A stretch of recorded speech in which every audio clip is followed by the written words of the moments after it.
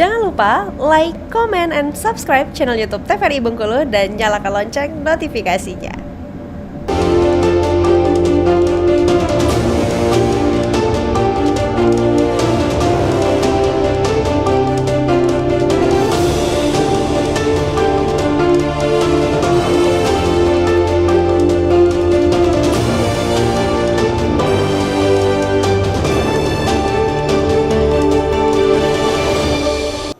Terima kasih pemirsa TVRI Bengkulu, Anda kembali menyaksikan Berendo, masih bersama saya Afriko Zuhri. Dan tentunya masih membahas tema kali ini makna dari kemerdekaan.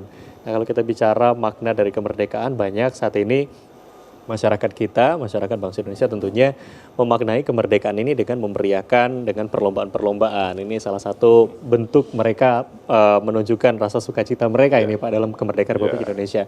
Kalau dari Bapak sendiri sebagai akademisi ini seperti apa sih Pak bentuk memeriahkan kemerdekaan dengan perlombaan-perlombaan ini?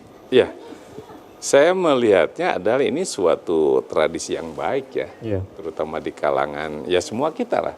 Jadi kalau dilihat di hampir semua budaya, wilayah Indonesia hampir ada kesamaan, kemiripan gitu ya. Ada yang bedakan kok Agustusan tuh ini loh, kan itu lomba-lomba ini ya mulai. Dan itu adalah sebuah apa yang tadi saya katakan ritual tahunan untuk mengenang sana. Apa itu baik? Oh, sangat baik gitu. Pertama misalnya saya lihat adalah menggalang sebuah atau membangun solidaritas sosial kita. Kan itu kan. Karena ternyata bukan lagi di wilayah yang dusun, di kalangan dosen, orang tua apa bapak-bapak, ibu-ibu tuh, ya itu sukacitanya sana kan itu kan ya, bukan dicari hadiahnya deh, tapi itu menggalang sebuah solidaritas sosial yang dibangun seperti apa, kan itu kan ya, melepaskan seluruh statusnya jadi akademisi apa, oh di situ udah, nah itu jadi enak sana. Nah itu menjadi sebuah hal yang sehat gitu ya, bahwa itu perlu ada seperti itu, karena beda-beda gitu. Nah itu yang katakanlah di masyarakat berani selama ini. Dan sekian puluh tahun merdeka, artinya tiap tahun tuh nggak banyak perubahan sebenarnya kan gitu. Artinya mereka tetap antusias gitu ya, berbagai cakupan lomba di situ sehingga membentuk sebuah kalau tidak tuh jadi aneh rasanya. Kan kira-kira itu. Nah itu. Nah berikutnya memang ini menjadi sebuah apa namanya tetap pengingat kembali gitu ya. Bagaimanapun kita sudah sedemikian nyaman, oh kalau dulu tuh gitu, kalau dulu gini, sudah ini. Sekarang apa lagi sih kira-kira itu? Nah, bahkan di dalam masyarakat, kalau saya lihat sekarang, nggak ada lagi tuh masalah-masalah apa namanya yang kaitan dengan politik kemarin gitu kan?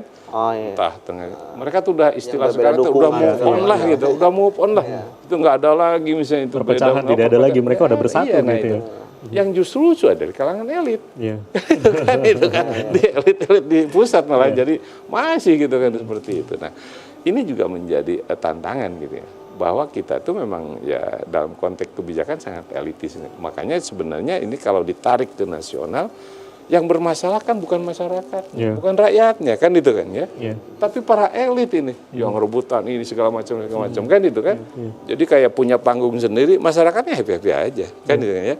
Seperti misalnya elit menyatakan kita udah mau bangkrut, negara udah mau tenggelam.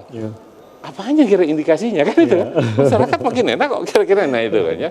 Jadi ini hanya permuatan di situ. Jadi sekali lagi kalau saya lihat dari konteks misalnya sosiologis ya, bahwa masyarakat sangat enjoy dengan ada kegiatan-kegiatan ini, masyarakat masih menghargai gitu ya kemerdekaan kita.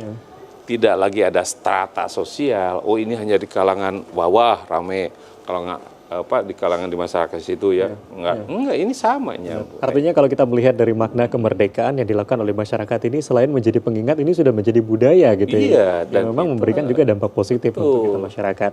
Nah kalau dari Rido sendiri gimana nih memaknai kegiatan-kegiatan perlombaan di 17 Agustus atau peringatan dari HUT kemerdekaan ini? Ya, sama yang disampaikan dengan Bapak tadi, bahwasanya saya sebagai anak muda juga menilai bahwasanya kegiatan-kegiatan yang dilakukan oleh kawan masyarakat di sekitar terkait pemaknaan kemerdekaan ini adalah suatu nilai budaya yang sudah menjadi suatu hal baik yang harus tetap dijaga lah saya kira Bang, karena dengan adanya agenda-agenda kegiatan yang mereka lakukan itu saya Bapak sampaikan tadi, kembalikan mengingatkan kita kepada semangat gotong royong pada para pejuang terdahulu. Ya, kenapa saya sampaikan seperti itu? ya tadi ketika kumpul mereka dalam suatu acara merayakan kemerdekaan ini tidak ada strata sosial lagi di sana. Ya, siapapun mau dia apa polisi atau tentara, dosen atau siapapun itu bergabung dalam satu. Ya, itu menjadi suatu kemeriahan, ya suatu nilai budaya yang suatu apa sangat positif lah saya pikir dan kami sebagai anak muda melihat itu juga ini adalah mengajarkan kepada kami bahwasanya apa yang para orang tua ini lakukan agar kami kembali mengingat bahwasanya ya mengisi kemerdekaan itu haruslah dengan berbahagia, dengan rasa syukur lah ya bahwa hari ini kita bisa hidup dengan nyaman dan tenang. Nah, namun sebagai anak muda tentunya kita harus tetap melakukan perubahan-perubahan lah. Bahwasanya hal yang sudah baik kita jaga, namun ada beberapa kegiatan yang seharusnya juga bisa dilakukan selain dengan kegiatan riang gembira itu. Kita harus tetap melakukan diskusi-diskusi. Bahwasanya sebagai ciri anak muda intelektualnya itu, kita harus berbicara bagaimana setelah kemerdekaan kedepannya kita harus seperti apa gitu. Nah, hari ini memaknai kemerdekaan ya kita hanya berfokus kepada riang gembira di lapangan 17 Agustusan. Nah, masih belum banyak terjadi ketika memaknai kemerdekaan dengan melakukan diskusi bersama, misal anak-anak muda membicarakan bagaimana nasib bangsa ke depan, kira-kira gitu. Ya. Artinya kalau kita melihat bagaimana anak muda juga memaknai selain dengan memeriahkan gitu dari HUT kemerdekaan, juga bagaimana diskusi ini juga penting gitu ya untuk membahas bagaimana ke depan Indonesia juga akan terbentuk. Nah, kalau kita bicara soal diskusi, sebetulnya Pak kalau melihat mungkin dari Bapak sendiri sebagai akademisi dan tentunya melihat anak-anak muda yang saat ini mengemban pendidikan dan lain sebagainya. Diskusi seperti apa sih sebetulnya memang dibutuhkan gitu ya? Apakah saat ini masih pentingkah diskusi dengan era teknologi yang masyarakat pun sekarang untuk berkumpul sudah susah gitu? Sekarang ini seperti apa Pak? Oh ya jelas kan saya katakan ya tradisi konteksnya adalah masalah-masalah tantangan dan itu kan sebuah dinamika termasuk di sini kan ini ya. Benar. Barangkali kalau di kalangan kampus memang tradisi diskusi menjadi sebuah vital ya yang harus dilakukan gitu untuk mengasah bukan hanya ini tapi keterampilan otak dan sebagainya. Tapi pada dasarnya saya melihat sebenarnya kan gini, dalam konteks kreativitas, inovasi, ini jangan dikira sekarang tuh anak-anak muda tuh banyak kan ini ya, gitu loh ya. Sudah mulai misalnya anak-anak muda tidak lagi orientasi hanya melulu ke kerja, PNS dan sebagainya. Sudah mulai ada berkembang. Termasuk misalnya balik lagi ke dusun, ke desa, kan itu ya. Ya saya kira mungkin tidak hanya di Jawa ya. Di sini juga udah mulai ada kreativitas membangun kayak misalnya untuk wisata, kan itu. Balik ke ini bikin apa, kan itu kan. Itu bukan hanya sebatas diskusi, menurut saya dia udah aksi gitu. Aksinya bukan lagi demo-demo kan, tapi aksinya adalah betul-betul aksinya tak kayak apa sih. Saya sampai misalnya kaget kalau di daerah Bandung atau Jawa Barat itu hampir tiap bulan tuh ada tempat-tempat wisata baru, kan itu ya. Ada jurang itu ditata jadi bagus, ada pesawahan jadi tempat rekreasi, macam-macam. Nah, itu pengelolanya adalah para pemuda, kan itu ya. Artinya kreativitasnya tuh bangkit di sana. Iya, dan itu mulai dan saya lihat juga ya banyak hal kan ya. Jadi banyak inovasi dan sebagainya.